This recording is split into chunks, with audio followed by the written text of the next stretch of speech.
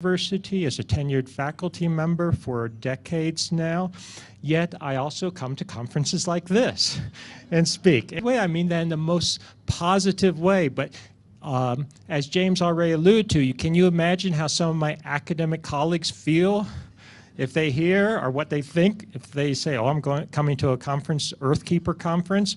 And I don't want to sound the wrong way, but you have to acknowledge that these issues are real to this day, and I think this is something we need to break down and bridge the gap between the different communities. And I think that part of what a conference like this does is help accomplish that, help reach out. And I feel, honestly, comfortable in both camps, probably, I will say it bluntly, more comfortable here than the academic side in many ways, but I'm still in academia. So my serious studies of antiquity of civilization began about 1990 when I first went to Egypt. And I went there, and this is part of the paradigm. You've already, I think, heard about paradigm to a little small, some extent. There was a standard paradigm for the origins of civilization when I was an undergraduate, when I was a graduate student, and it is the paradigm that still is held by most academics and most, we'll call it common people, to this day. It's indoctrinated in them. And it was espoused and popularized, for instance, by the, and even though even though I disagree with him on things, he's now deceased, that doesn't mean he wasn't a great anthropologist, a great archaeologist. He did a lot, but he was working in the late 19th, well, really 20th century, born in the late 19th century, V. Gordon Childe. And he really espoused and put together all the pieces of what became the standard paradigm of civilization. And that is that humans go through stages, sort of evolutionary stages, drawing on Darwin. You start out as savages, hunters, gatherers, remember those terms, and foragers, basically sort of scrounging for a living, not going to accomplish anything of sophistication. Then sort of the next stage is barbarism, and in a technical sense, a little bit of cultivation, agriculture, maybe some small villages, and then civilization, true civilization, which would include things like high culture. You would recognize it in the archaeological record from monumental architecture, sophisticated technology, literacy, cities, and this last stage, according to the dominant paradigm, was not reached, and the timing is important, not reached till about 4,000 to 3,000 BC, primarily in places like Mesopotamia, Egypt, maybe the Far East, later the Indus Valley, but it was a mere 5,000, at most 6,000 years ago. Of course, and all of you are aware of this, there's an alternative point of view that has been around for a very, very long time. Goes back to people like Plato, who talked about world ages, talked about sophisticated civilization going back to a much earlier stage. Plato, based on modern chronology, if you put Plato into modern chronology, when did he talk about sophisticated civilization? About 9600 BC. Remember that date, Atlantis. Who else talks about Atlantis, of course? One of the themes of this conference, Edgar Cayce. But academics, would they accept this? No, no. And when I was a young academic discussing things like this, what was one word I would never say publicly? Atlantis. I'm serious, because if you were, quote, searching for Atlantis or interested in Atlantis, you know, you didn't belong in academia. It was very much that attitude. The only way you study Atlantis was if you were a scholar of Plato or a scholar of classical Greece, and you just treated it as a totally nonsensical myth that maybe had some metaphorical value for, you know, studying politics, that type of thing. But the ancients were very serious about this. I have no doubt that Plato was serious about it. You have the ancient Egyptians, for instance. They talked about civilization a cycle of civilization going back much earlier. They, for instance, used in modern translation the term zeptepi that referred to a first time or sort of a time of creation.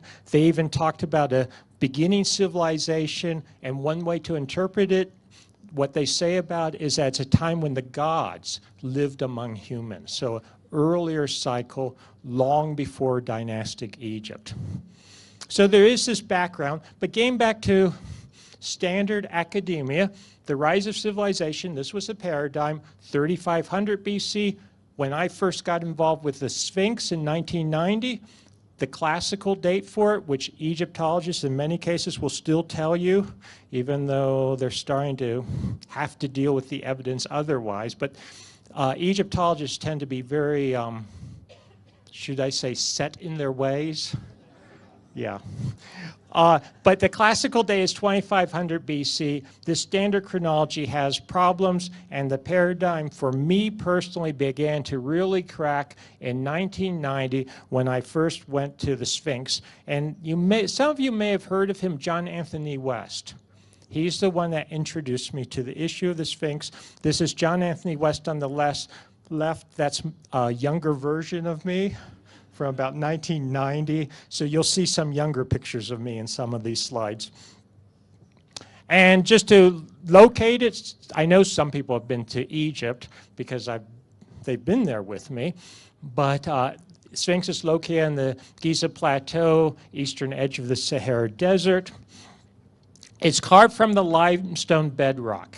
It is carved in situ, sits largely below ground level. Originally, only the head stuck up above the ground. That's an important point for us to consider later. It sits due east of the second pyramid, the so-called Khafra or Chevron pyramid, and it faces due east to the rising sun. So it's really quite spectacular.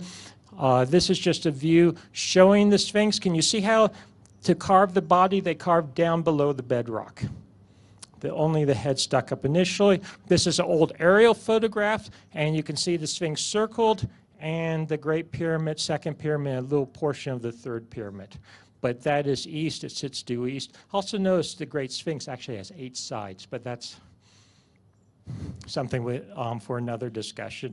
In front of the Sphinx sits the Sphinx temple, and to build this, they carved enormous blocks out to carve the body of the Sphinx. They could have done it the easy way. They could have shoveled and picked and just made rubble and taken out bags of rubble or basketfuls of rubble. No, they actually carved huge multi-ton blocks, moved them in front of the Sphinx to build what's known as the Sphinx Temple. So that is effectively contemporaneous with the Great Sphinx. Do you see the ruins of the Sphinx Temple in front of it? In front of the Sphinx. Here's an aerial view, a person in scale there. Look at how large those blocks are. Here is just one block. That's John Anthony West and one of my students at the time, measuring it, the enormity of these blocks. Some of them are essentially the size of train cars, huge. We're not talking tons, we're talking tens of tons, maybe for the larger ones approaching 100 tons. And there it gives you another view of these huge limestone blocks. So this was a major, major construction, even if it had been 2500 BC and not much earlier, as I'll establish. How did they do this? What kind of technology were they using? So I'm a geologist. I've studied the weathering and erosion of the rock of the Sphinx. This is an aerial view. You'll see a few people down on the side there, just to give you a scale for the enormity of it, and to make very simple, to summarize, the core body of the Sphinx, not the head, we'll come back to the head, the core body, the walls of the Sphinx enclosure that were carved simultaneously show evidence of water erosion. The thing is, this is the edge of the Sahara Desert. It's been hyper-arid. We know this geologically for the last 5,000 years. So how do you have water erosion, and not just trivial water erosion, but major water erosion? Yes, some Egyptologists have said to me, oh, it still rains on the Giza Plateau. Yes, I have been there when it rains. But it doesn't rain to the extent and of the nature to get these types of erosional features. Even if you had a flash flood every 100 years, you wouldn't get this in the time frame we're talking about. This is just a diagram to show you how the water would run off and form not just this rounded, undulating profile, but the vertical fissures in it. The vertical fissures are actually very important. This is younger me. Showing one of the vertical fissures, and I want to point out there's softer and harder layers of rock. There are softer and harder layers. You can see that the softer layers weather out a little bit more preferentially. Actually, the layer that I have my hand on is relatively softer than the higher layers. The higher layers recede back further because the brunt of the water running down was from the top. An important point is sometimes my critics will say, well, what you're looking at is water coming in from flooding Nile. Once in a while, the Nile flooding, and in the past, the Nile was much closer. No, if that were the case, you would have major undercutting. It would look very different geologically. So this is from water beating down above. This is just earlier this year in the same place. So I've aged, but maybe it looks the same behind. And this is when we were there, and Kevin is here. Kevin, and I'm going to try now there's Kevin. Kevin Muchler. Did I get it right? Yes, Kevin Muchler from the family is right here. He joined us on a trip to Egypt, and here we're looking at these erosional features firsthand. There's Kevin again. Everyone see him?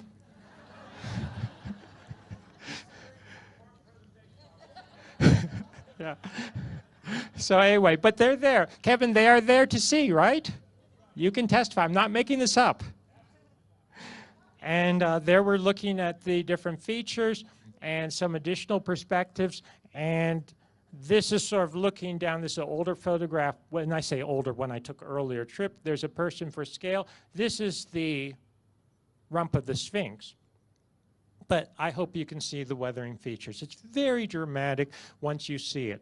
I was speaking back in what year was it? 1991 to a group of geologists about this annual meeting of the Geological Society of America, and several of the geologists said to me after the presentation, I mean, this is not complex geology. They weren't saying it in a nasty way, but you know, this is pretty straightforward textbook 101, Geology 101, geology. Where were the Egyptologists all this time? You know, but do Egyptologists study geology? No. And that's part of the problem. I'm not trying to badmouth the Egyptologists when it comes right down to it. What I'm saying is, do we need to bring different disciplines together and different ways of thinking together? So here we're looking at some of the features again, just a diagram to show how they were formed. And the younger me, here we see rain erosion compared to wind erosion, which is what you normally get in a desert like the Sahara. So that's a diagram showing it and how the softer layers are removed preferentially in both cases, but they show very different profiles. And that's the wind erosion. Just to give you a feel for that, that's younger me looking at wind erosion. And there is what I call sometimes a wind tunnel type structure. It is built up a little bit on the left-hand side so that it won't collapse. That's just modern concrete that's been put in their modern concrete block. But this is a huge wind tunnel feature, if you would. This is a tomb. And importantly, this tomb, according to the Egyptologists, is within a century or two of when the Sphinx, according to them, was constructed. Now, how do you get wind erosion like this and no rain erosion on this tomb and rain erosion on the Sphinx. And do you see this problem? It's a real problem. The only solution that has ever been offered, again, was a fellow geologist. And I will say up front, this is a joke because he wasn't serious. And he said, don't you remember there was this cartoon? And I want to say Lil Abner maybe? But anyway, he said there was this cartoon where someone always carried a black cloud over their head and it rained on them, but no one else. Well, clearly, he said, that would explain why there's rain erosion on the Sphinx. So that was a joke. His point was it doesn't make sense geologically. Here you have a rain erosion, wind erosion. Some of the Egyptologists have tried to claim I'm comparing apples and oranges. So have you heard of Zahi Hawass? Zahi Hawass at one point, who was at the time in charge of all antiquities in Egypt, he got some Cairo University geologists to look at these rocks, and their job was to point out that Robert Schoch was incorrect. They were different rocks. They came back, they were honest enough to say, no, they're exactly the same thing. It's not hard to figure out geologically. No one ever heard from them again. Well, I mean, not that he got rid of them, but, you know, they no longer entered the debate. He didn't, if you have the wrong answer. Okay, so anyway, the point is, early on, it goes back to a much earlier period, had to go back, I said initially at least 5,000 to 7,000 BC, so at least a couple thousand years older. I've since revised that, and I'll get to that, because I think it's now even older. Just point out a few other things very, very quickly. And so, for instance, we have this erosional gully feature. Do you see that there? And it was filled in ancient times. So how do you get this gully feature? It's an erosional feature. It doesn't make sense according to the standard chronology. But if you look at a map here, this is an aerial view of the plateau. And what we had in ancient times is it sloped slightly this way. So water collected and it ran down from a round up. This is the Great Pyramid, ran down, that's the Sphinx. It ran down, it poured over this back wall. Everyone follow me? Formed this gully here.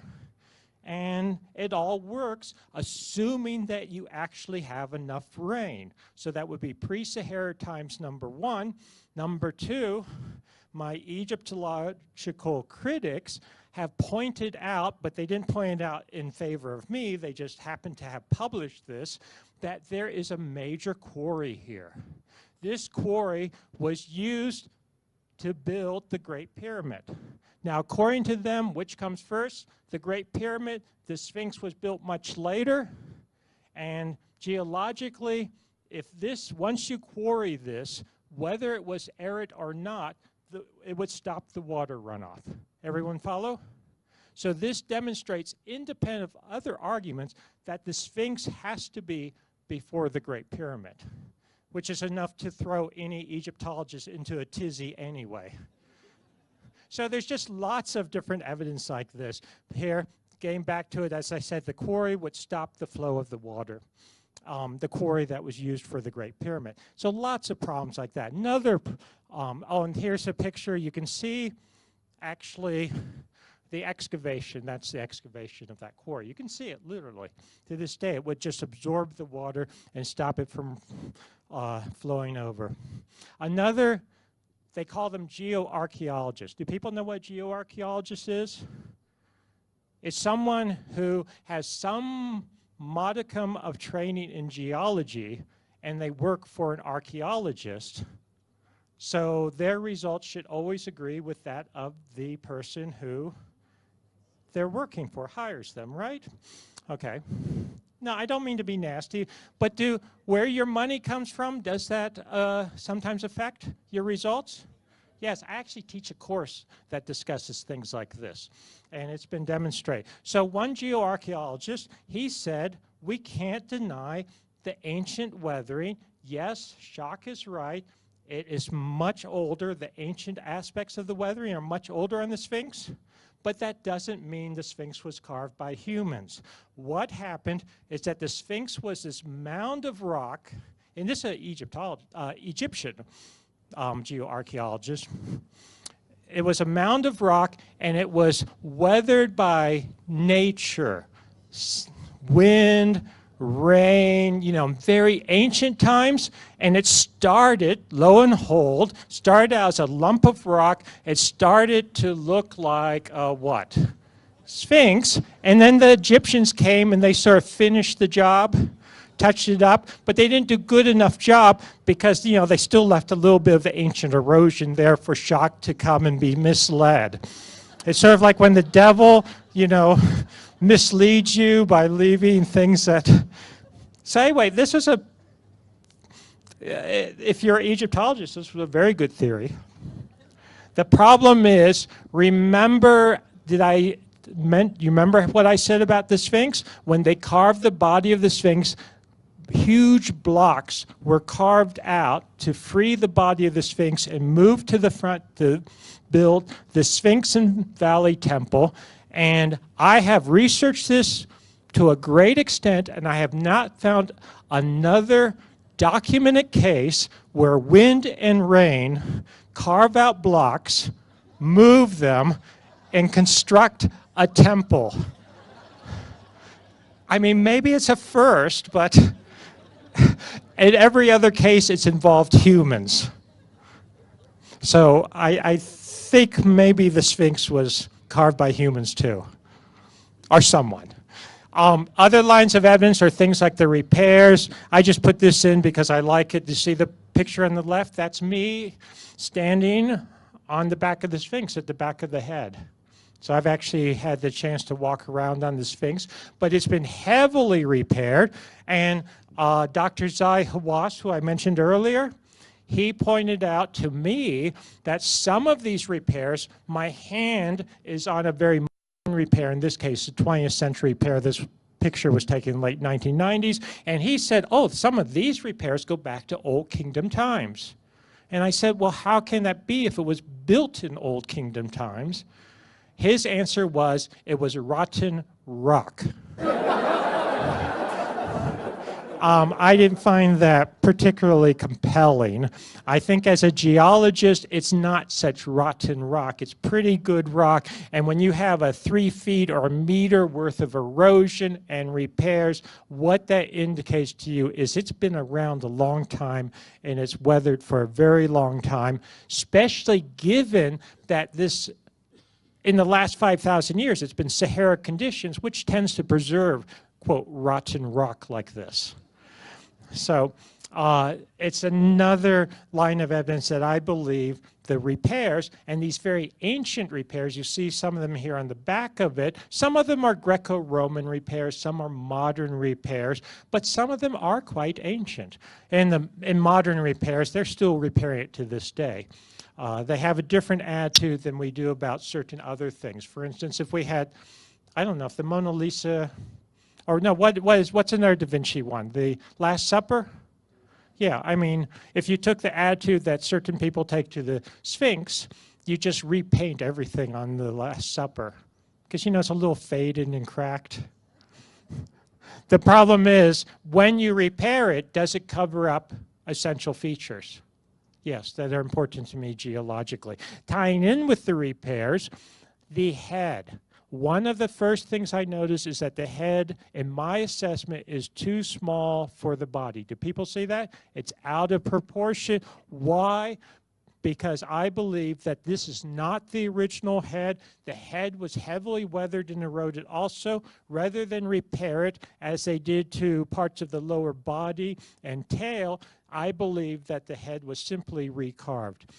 Possibly it was a human head. I suspect actually it was a lion originally. Whether a male or female is another matter, but I suspect it was a lion. And just a few slides to show that the Sphinx itself was buried for thousands of years. This is important too because thousands of years of burial in the sand, would that erode it? Yes or no?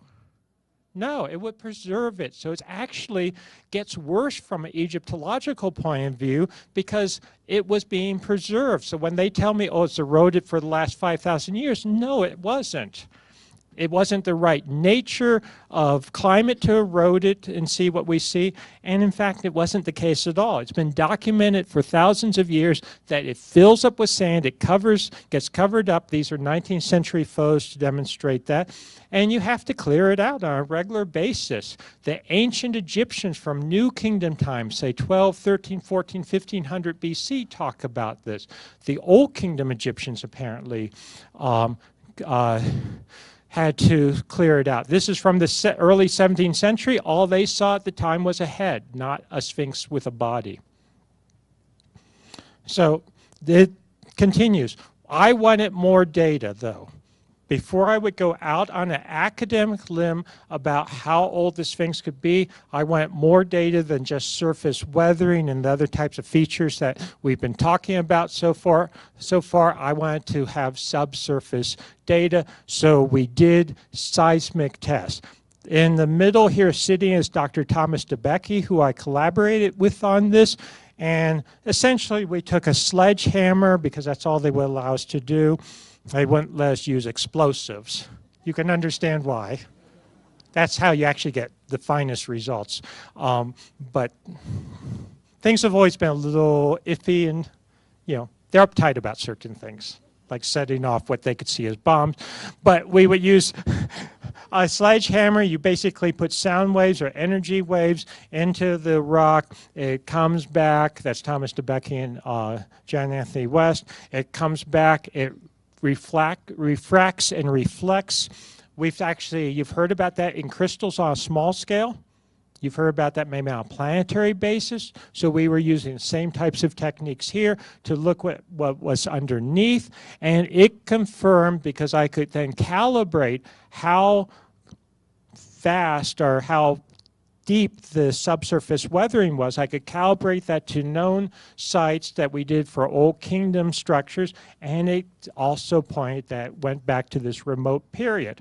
Even more interestingly, or part of it, is that it wasn't carved as one structure, as one piece. There were a couple of different stages.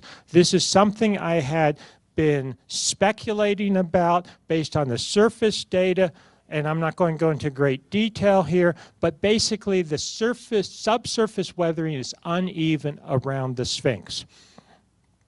This is just to show some of the raw data, which I don't expect you to process right now, but when you look at it, interpret it, essentially along the sides and front, it's much deeper subsurface than in the back, where it's much more shallow, which doesn't just suggest, it indicates pretty evidentially that the rear of the Sphinx, where I'm showing it here in red, it was not carved all the way down initially. So essentially the Sphinx emerged from the bedrock. Am I making sense to everyone?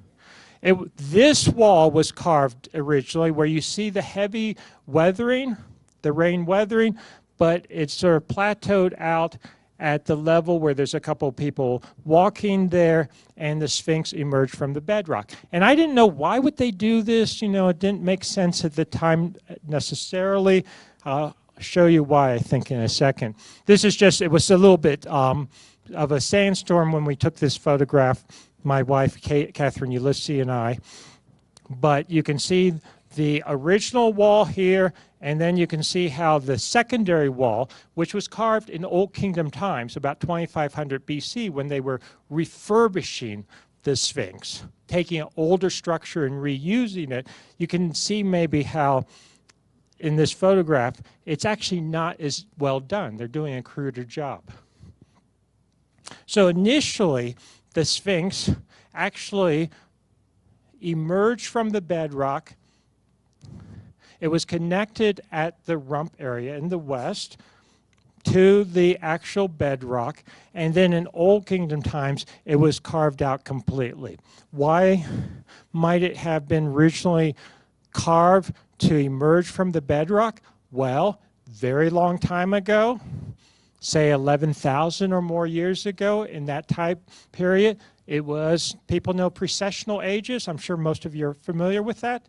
The age of Leo. What is the Sphinx potentially? Before it was recarved with the human head, it may have been a lion's head. Age of Leo, you had this structure, I believe, looking out on the vernal equinox at itself in the sky. Everyone follow? And not only that, from its perspective, Leo would have been rising from the horizon in this manner. Do you see how the rump would sort of be connected? So maybe this was symbolic. I just throw that out as something to think about. But it also ties in with that this is a structure, this is something that goes back much earlier. Other things, this is a map of some of our seismic work. Can you see the outline of the body of the Sphinx? These are the two paws, and we found this anomaly under the left paw, and this ties right in with, of course, the great Edgar Cayce, because he, what was his interest? He had certainly interest in Egypt, and he tied it in with Atlantis and among other things, as I understand, I'm not a specialist on this, but he suggested that there, decades earlier, I mean, before I was born, that there would be found near or under the paws of the Sphinx, one of the halls of records.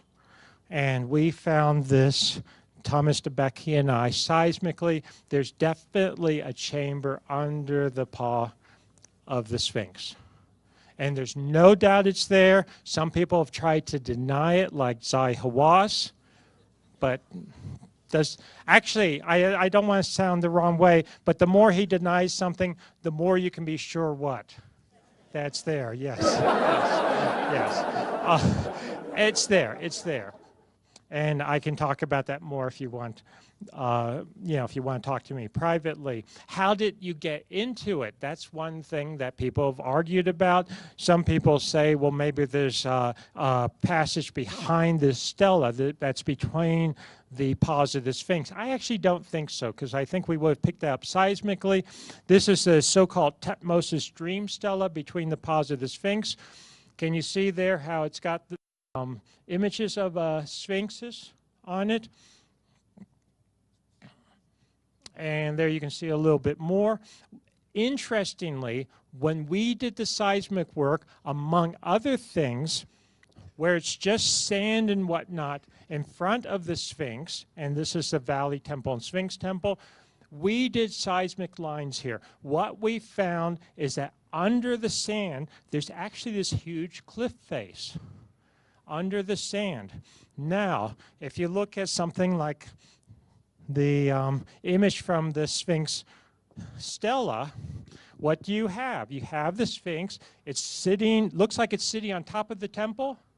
Everyone see that? Yeah. I suspect that at one point you would approach it from this direction, you would look up at a cliff, you would see the Sphinx temple, and you would see the Sphinx looming above the temple from that perspective. Everyone follow? And I suspect that the chambers under the paw of the Sphinx, maybe the entrance is somewhere in that cliff face, which is now under meters and meters of sand. So one project I'd like to do is to get in there and start exploring that. Now, no, I'm serious. We need to do this. Because what could be in that chamber? We don't know, and it could be very important. We found that, yes, there is something in it. It's not empty. You could tell by the ringing, if you would, the resonance of the chamber. But since then, the Egyptian authorities, certainly under Zai Hawass in the past, have not been, should we say, super cooperative. So one more project. So my original timeline, pushing back the age of the Sphinx, and I have pushed it back to this period initially, just to orient you, because I'll talk about the end of the last ice age later. The beginning of traditional civilization was here. Do you think this helped me academically? No. If I had not been tenured, I wouldn't have been tenured. Yes, I wouldn't have a job. So I wasn't stupid. I made sure before I start talking about this, I was tenured. No, this is the practicalities of things. Because it really upset a lot of people, especially Egyptologists, archaeologists, historians. It upset them more when things like a documentary was made about the mystery of the Sphinx, hosted by Charlton Heston. Everyone knows why Charlton Heston? Because he was Moses. Yeah, so he was a good person to talk about it. And he got into it. He got into it. You can still get this. I do want to say that it's been re-edited and supplemented, and there's stuff in it that I'm not fond of. But when it first aired on NBC, it won an Emmy for Best Scientific Research, which only meant that the research in the eyes of academia went further down because, you know, if something's popular, it can't be right. And it had these headlines: scientists say new view of Sphinx could rewrite history. I thought that was a little over the top, maybe, but certainly pushing things back.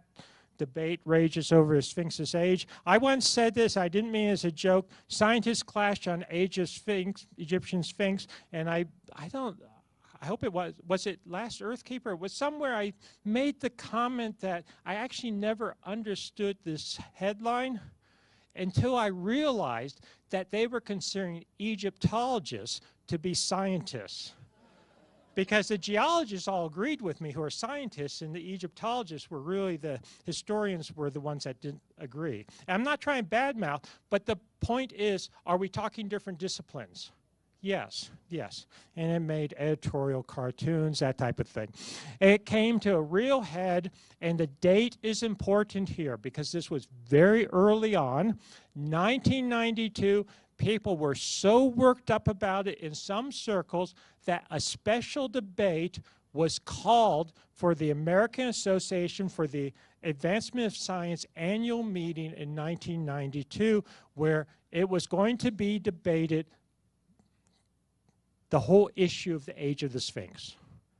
And I thought this was a true debate. I was invited to it. Thomas DeBakey was invited to it. This is from back then. This is myself and Thomas DeBakey. You probably can't tell. This is Mark Lehner, Egyptologist, who had been with the Edgar Cayce Foundation, had been with the ARE and then broke with them, if any of you know that history, and now was the person to stand for the status quo, to defend the status quo. I was his worst nightmare in some ways. And this is a guy named K. Lau Gowrie, who's not real important for our argument now, except that he was a geoarchaeologist, so he did what he was paid to do.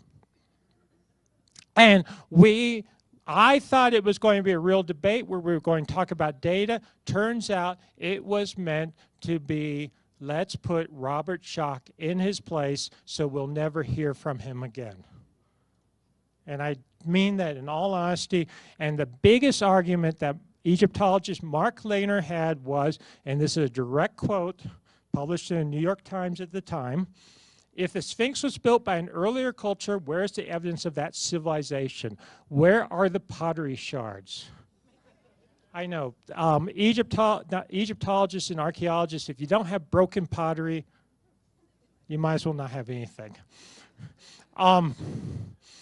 During that age, people during that age were hunters, and remember the paradigm I told you about? The paradigm came before all else.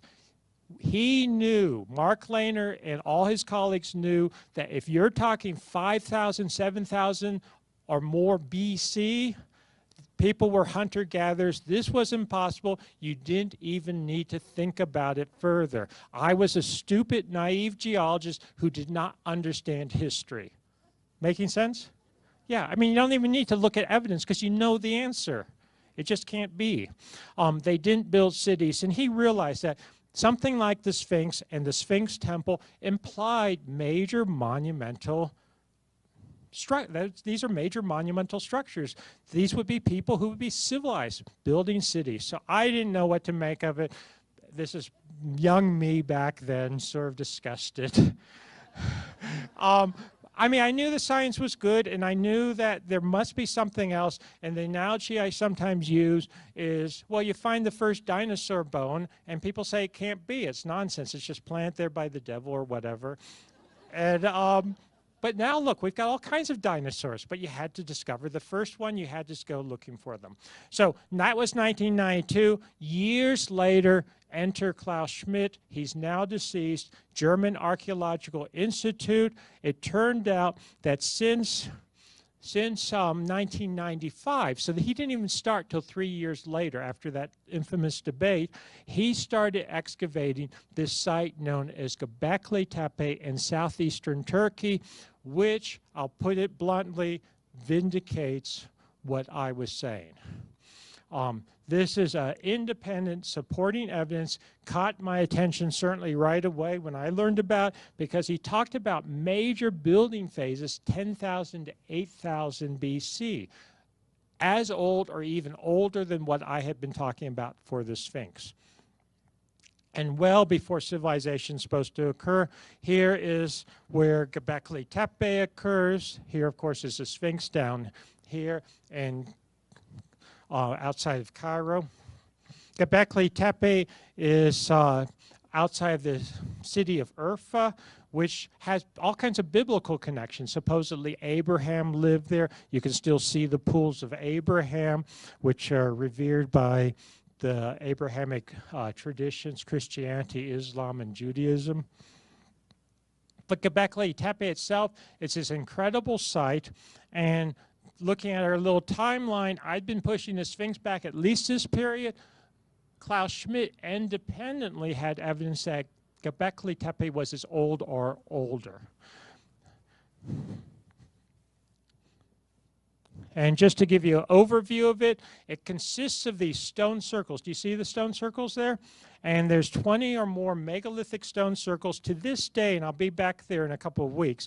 To this day, major portions of 4 of them, and then parts of others have been excavated. A number have been identified geophysically using various, ground penetrating radar, that type of thing. So it's a really huge site, and we were there. This is John Anthony West. He went with Katie and myself in 2010 to take a look at. Katie and I have been there a number of times since. There's Katie, who is, many of you know her, she's here, and myself. And it's changed over the time, too. I just want to mention that. So this is 2012, where they were building around it. And in part, it is close to the Syrian border, and it was underground. I mean, it was covered over for 10,000 years, since 8,000 BC. We'll come back to that. It was covered purposefully in 8,000 BC. And since then, unfortunately, they have been crating them up and putting blocks in. So it's a very active archaeological site. And they're actually building over it to, I guess, try to protect it. But overall, it's a really stunning site. I mean, it's just incredible. If this had been found, and I've talked to a number of archaeologists and others about this, if you found parts of this in isolation, say one of the pillars, that type of thing, the level of sophistication, they said, well, maybe it would look like 1000 BC, well within the time frame of civilization. The fact is, it goes back to the 10,000 BC range. And here you can see that the pillars are carved. So a lot of times people compare it to Stonehenge, but everyone knows Stonehenge has a visual image of Stonehenge. Those are really rough-hewn pillars. These are beautifully carved, and they have images on them. They have what look like animals on them, carved on them. Well, yeah, you could call them animals. I want to say right now, do I think they're simply representations of animals? No. I think there's something much more sophisticated going on here. They're probably cosmological, whether it's constellations, whether it's representing principles. Everyone follow what I'm saying?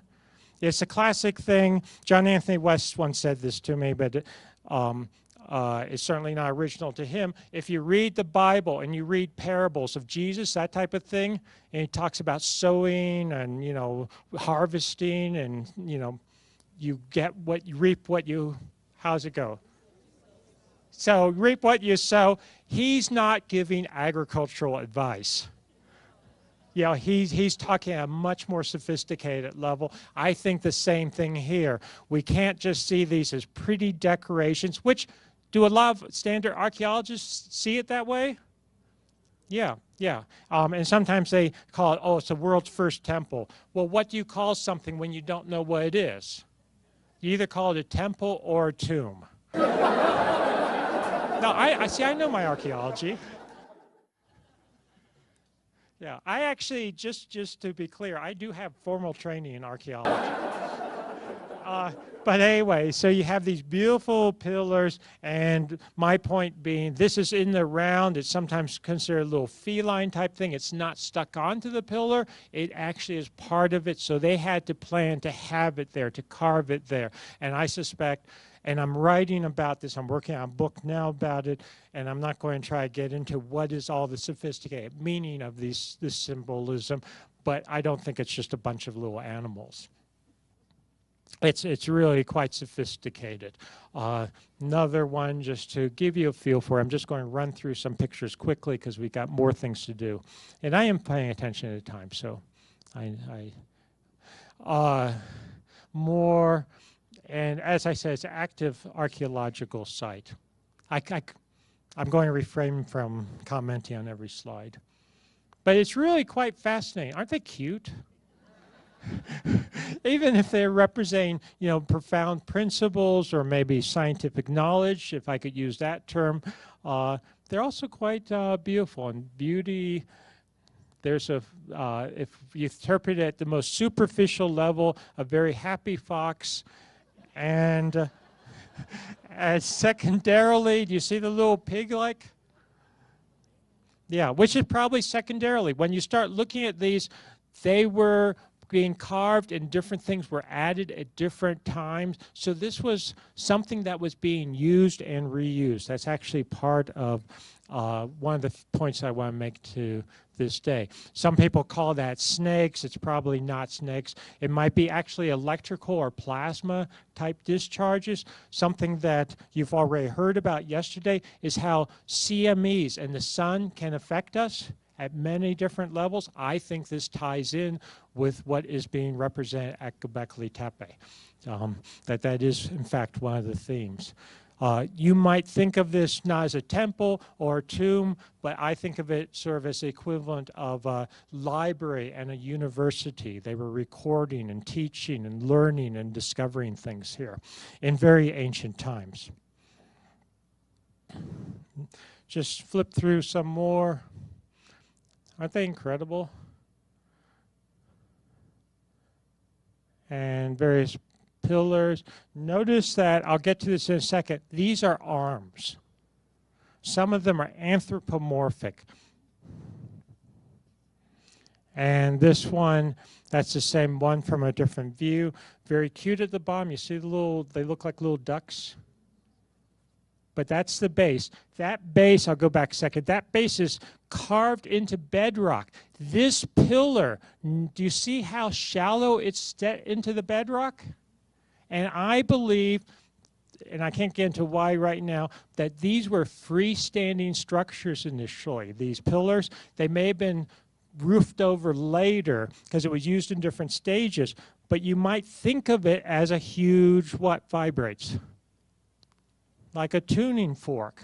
And that may have something to do with it too. I think they were very much into resonance and tuning, maybe for healing purposes, that type of thing. So a lot of sophisticated things going on at this very, very ancient site, which I think if they were here now or you were back then, there'd probably be a certain comfort level. Am I making sense?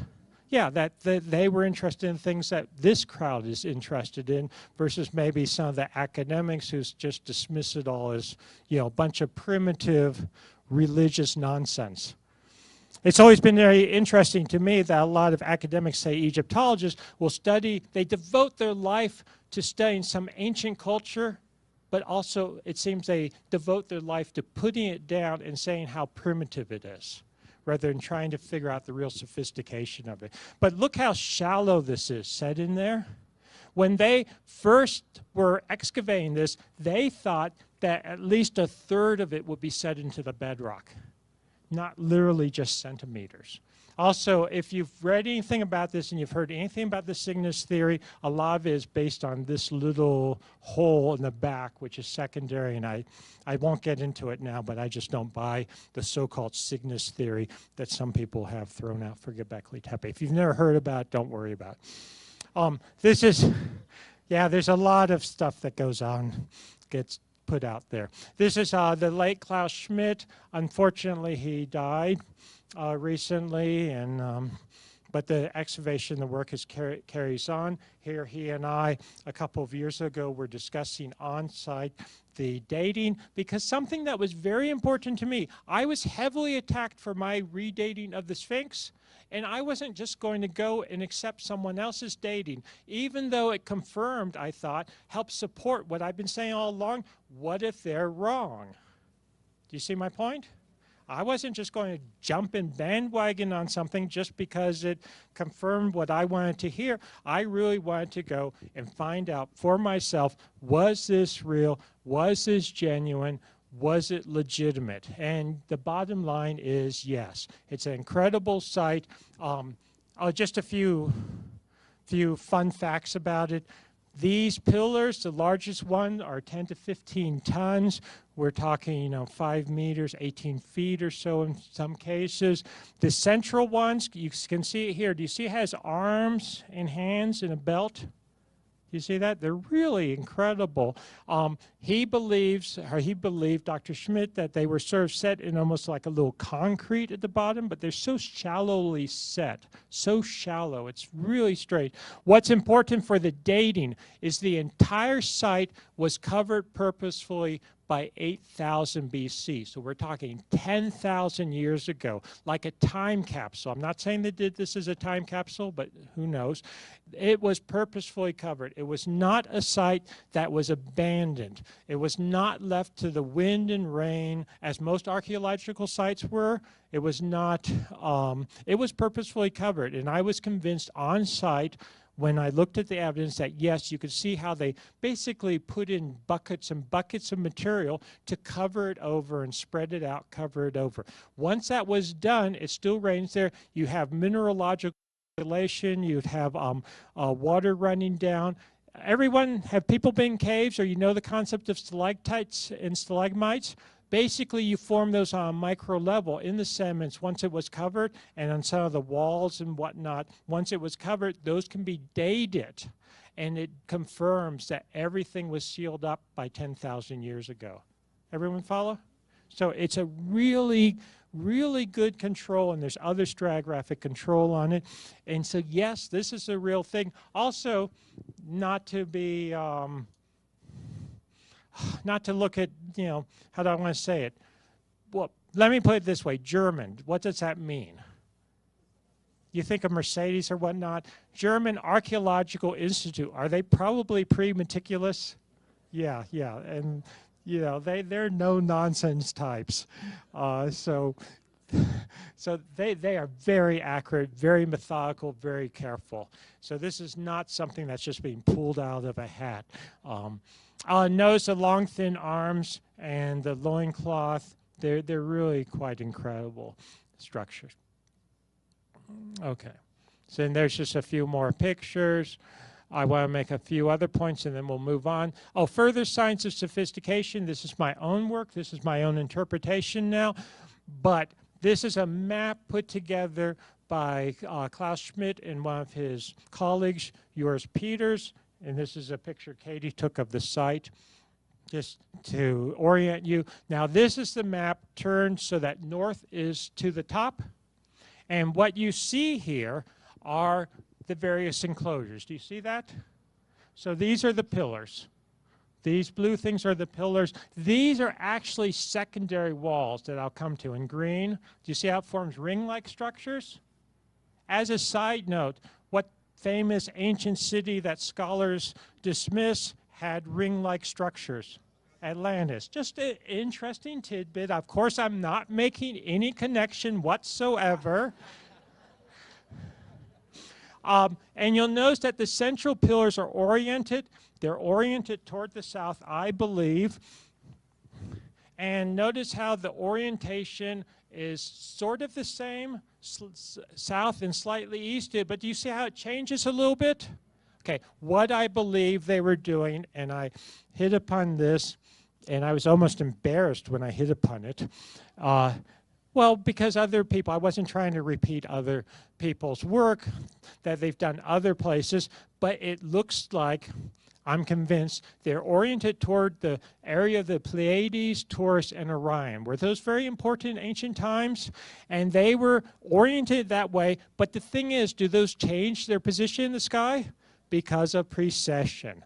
And what I believe, on other independent bases, it seems this is the older one, oldest one, the next oldest, etc., and that they were reorienting this over a time frame of 10,000 to 8,500 BC, which spans the end of the last ice age. 10,000 BC is before the end of the last ice age, and 8,000 something is after. So we actually have a site that spans the end of the last ice age, which is very, very important. If they're looking out, this is just a diagram. Everyone knows Taurus, Pleiades, Orion, etc. Sometimes the Bible, aren't there famous Bible quotes about how God lives in the Pleiades? Yeah. So, but it does seem to go back. When I first got in this business, more or less an academic, a lot of my academic colleagues said, oh, this is absolute nonsense because the constellations, as we know them, only go back a couple of thousand years. We now realize that's not the case. In particular, Orion and Taurus area, there's independent evidence that they go back 15,000 BC to maybe 30,000 or more BC. So these are really ancient. I mean, the continuity here of cultural attributes is absolutely incredible. Just to give you a sense of what they would have been seeing, rising on the horizon, looking sort of south and slightly east. And again, this doesn't fit Cygnus, which is back in the other direction, but I'm not going to get into that now. And this pillar, remember I pointed out the arms and belt and loincloth?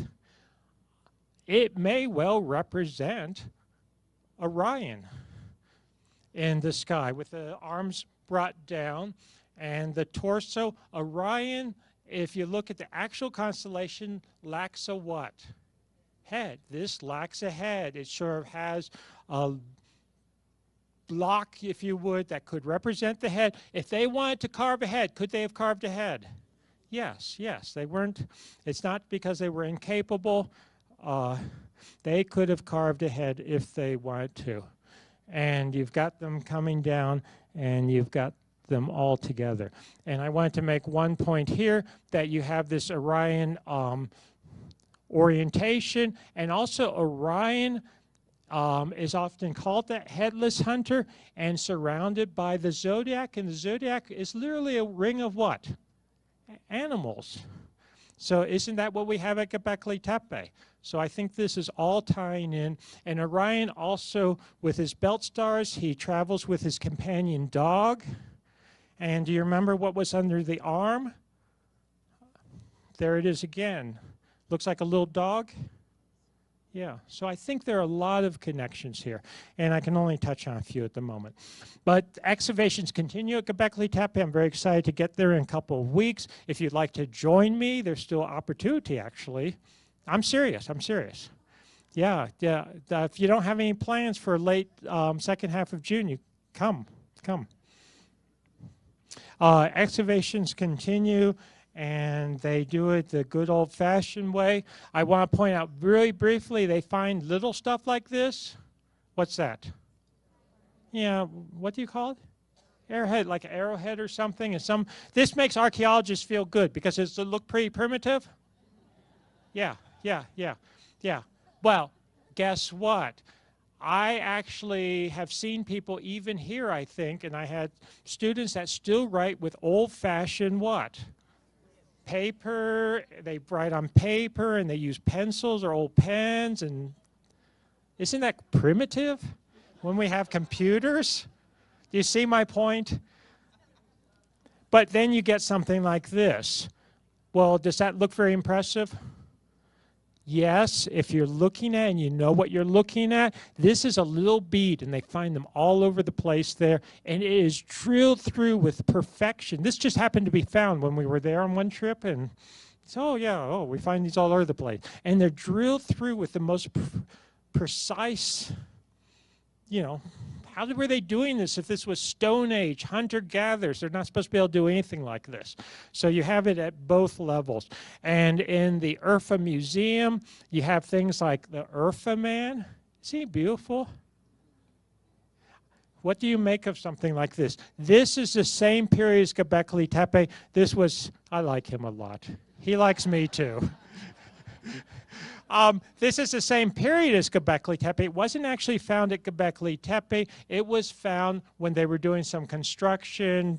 Some people say it was an underground parking garage. Other people say it was some parking lot or road construction. This was found in Urfa, not the major city, near Göbekli Tepe, which goes back to Abraham, which arguably is a city that's been inhabited for 11,000 years or more.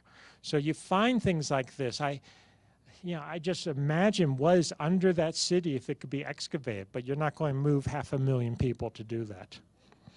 But getting back to Göbekli Tepe, they found all kinds of things like this. This is known as a totem pole, but I'm sure it has some, very profound meaning that I'm working on trying to figure out.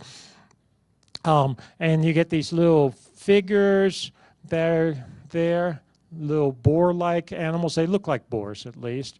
And aren't they cute? I think they're just so happy. Look, he's smiling at you. He likes to be here. And as I was saying, could they carve heads if they wanted to? Well, this is a human with a head. You see that? And this, I think, looks like an animal, but I think this is symbolic of something much richer, much deeper. Okay, something about Göbekli Tepe is that it saw different stages of use and reuse. Something that's very important here. This is ancient. Everything in this picture is ancient. What I mean by that is look at this pillar. Do you see how this pillar got knocked down and was reconstructed? Do people see that? This was knocked down, reconstructed in ancient times. You can see how they sort of did it hastily. This pillar, do you see how there's this crude wall packed against it? This is all over 10,000 years ago, prior to it being buried by 8,000 BC. So something was happening. To make a long story short, I think this suffered catastrophes at the end of the last ice age. They tried to rebuild parts of it hastily. They put in supporting walls, if you would, or secondary walls, and then ultimately ended up covering the whole thing over. It's also a little interesting or misleading even if you start looking at it now and you don't know exactly what you're looking at. For instance, this is in 2010, a picture that we took in 2010. Do you see how you can see that it was re-erected in the ancient wall? What's happened now? So you see all that stones there? They could mislead you to thinking that's ancient. Those are just modern stones, well, ancient stones, old stones that archaeologists piled up. Ostensibly to what? Protect it, but it's also covering evidence of what's going on. Likewise, they've been crating up parts of it, and they crate and uncrate over time. So it's, covering of evidence purposefully or just inadvertently can be a problem. But does everyone see the point that it seems to have been used in different stages?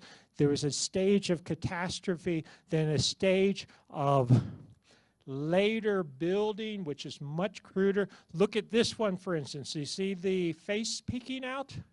Okay, that was not carved, I'm absolutely convinced, to just have a crude wall packed against it. That crude wall is later, but still over 10,000 years ago. Look at this one. Do you see what they did with this one? It totally fell down or got knocked down in some catastrophe, and then they quickly put it back into position using parts of it, using other slabs. Everyone see that? So there's weird things going on here. Here's a closer version of it. And then ultimately, they took this whole site and they covered it over, and it was absolutely intentionally buried, as I mentioned, by 8000 BC. As Klaus Schmidt has both said in the late Klaus Schmidt said in certain publications and interviews, and to me personally, he was convinced that they spent as much time, different type of work, but as much time and energy burying it, to bury it, and presumably preserve it. Maybe they wanted to come back to it later, as they did to build it initially.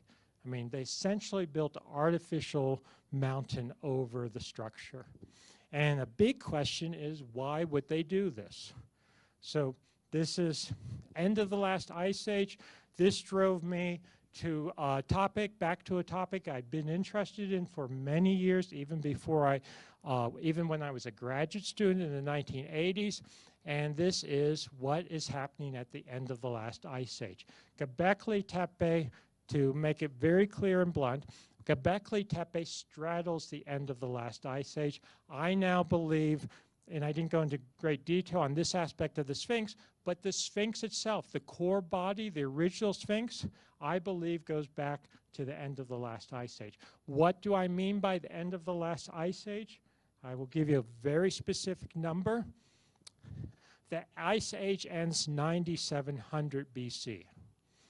Okay, 9700 BC is not just, I say circa there. When we're talking circa, geologically, we're talking within a couple of decades, because there are ice cores now, primarily from Greenland. They're correlated sediment cores, and you can see the change, and it happens virtually immediately within, at this point, based on some of the literature, within days of going from the ice age to out of the ice age. Huge temperature changes. So this is very well documented at this point. So you have the end of the last ice age, and it's not a simple phenomenon, what's happening at the end of the last ice age. And this ties back to the ancient sites and what was happening to civilization at that time. So end of the last ice age, it actually started to get warmer. A lot of times people will talk about the last glacial maximum being about 20,000 or so years ago. It started to get slowly warmer.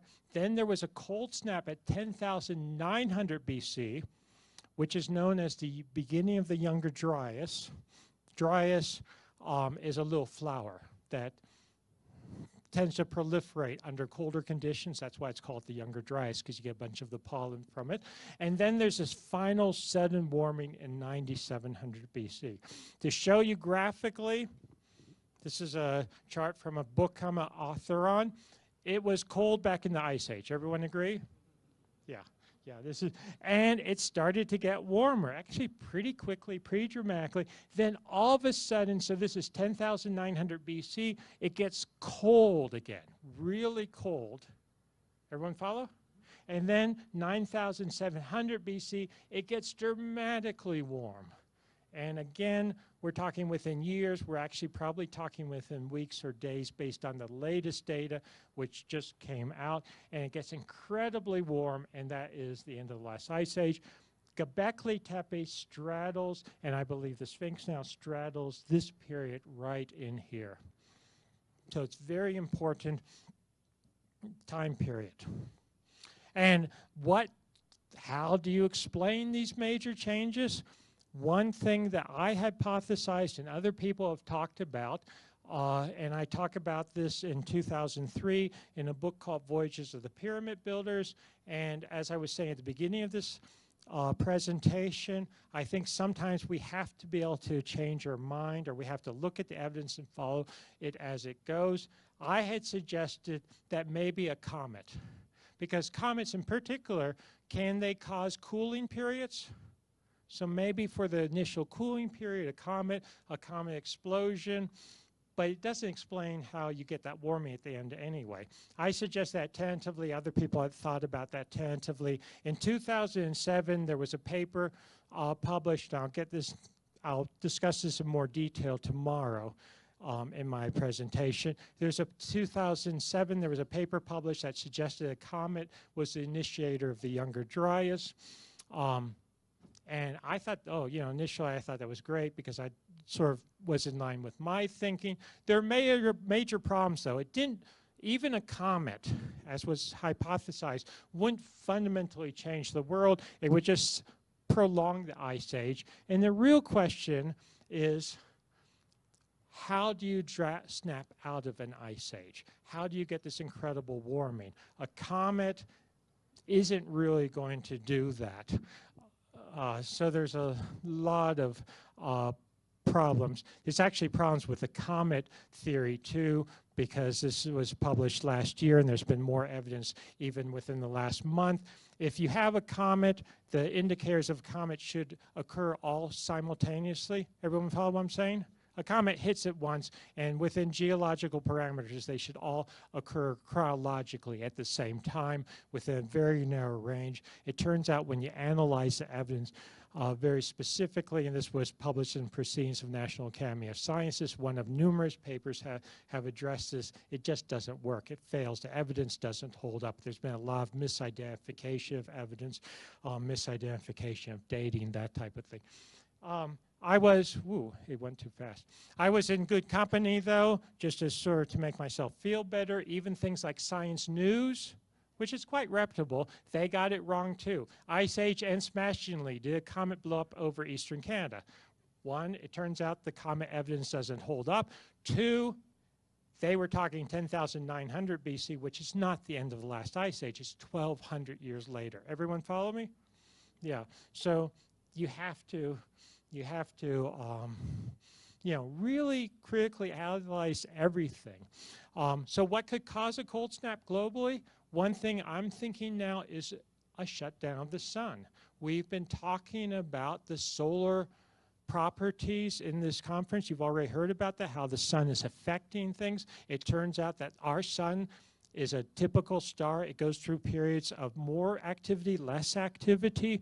And one thing it does is it can, quote, shut down a little bit. Other times can explode. I want to focus on the end of the last ice age now at 9700 BC. And I believe that what we had was a major solar explosion. I'll talk about this in more detail tomorrow and the evidence for it. But major solar explosion, 9700 BC, which basically decimated these early civilizations of the time. When I say that, you know, who was building the Great Sphinx? Who was carving that? Who was building the temple? Who was involved with Göbekli Tepe? What was the civilization behind this? That Göbekli Tepe was not just an isolated little example, and it straddles this. We see evidence of catastrophe that goes, that was occurring then. And I'll talk about this a little more tomorrow. Ice cores, sediment cores, ancient petroglyphs. Do you know what petroglyphs are? Yeah, carvings on rocks. You get, you know, Native American petroglyphs, that type of thing. Not all petroglyphs, but certain ones. The Easter Island script all indicates that there was this major solar activity, this major solar outburst, 9700 BC. I want to mention just very briefly one person that ties in with this. This is Dr. Perrott at Los Alamos National Laboratory in New Mexico, and he is a government physicist. His specialty is plasma physics. He studies things like the sun and stars and solar outbursts, and he independently came to the conclusion, I first met him in 2000, he independently came to the conclusion from really a hobby studying these ancient petroglyphs that they are indicative of what you would see in the sky, basically drawings, these very ancient ones, not all petroglyphs, but these very ancient subset of petroglyphs, what you would see in the sky, plasma electrically charged formations during a major solar outburst from our sun. Do people follow? If you think about the northern and southern lights, do they take weird shapes? Yes, and I don't know if people have ever seen them.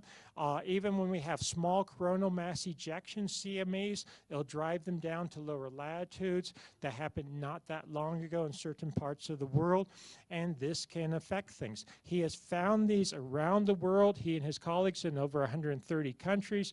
They show various diagnostic features that these are depictions of plasma features you would see in the sky during major solar outbursts.